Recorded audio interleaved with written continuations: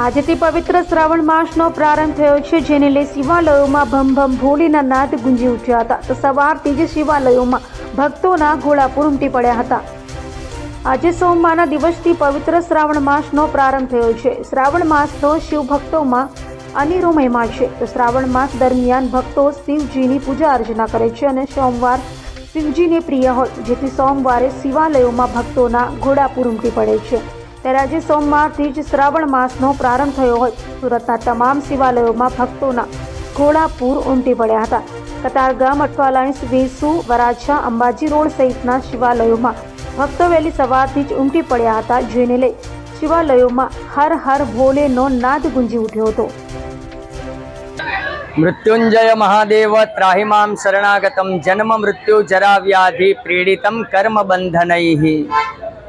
આજનો દિવસ એટલે શ્રાવણ માસના પ્રથમ દિવસ, અને આ શ્રાવણ માસના અંદર એવો દુર્લભ સંયોગ થયો છે જે 5-7 વર્ષ દરમિયાન થયો હતો કે એક જ શ્રાવણમાં 5 સોમવાર આવ્યા, પણ એ માસના વચમાં આવ્યા હતા. પણ આ 70 વર્ષે જે શ્રાવણ માસ આવ્યો છે એના અંદર પ્રારંભ પણ સોમવારથી છે અને પૂર્ણાહુતિ પણ સોમવારથી છે.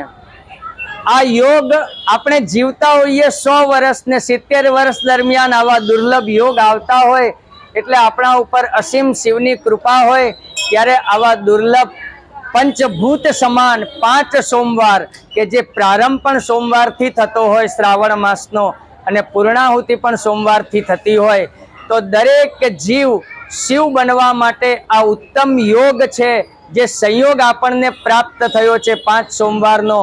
કે પહેલો સોમવાર અગ્નિ તત્વ છે, બીજો સોમવાર જલ તત્વ છે, ત્રીજો સોમવાર પૃથ્વી તત્વ છે, ચોથો સોમવાર વાયુ તત્વ છે અને 5મો સોમવાર તેજ તત્વ છે. તો દરેક સોમવાર એક એક ભૂતના માલિક છે અને આપણું શરીર પણ પંચભૂતમાંથી બન્યું છે. તો આવા દુર્લભ યોગને ખૂબ ખૂબ પૂજન, જપ, તપ કરીને વધાવીએ અને આવા દુર્લભ શ્રાવણના યોગને આપણે આનંદથી ઉજવીએ.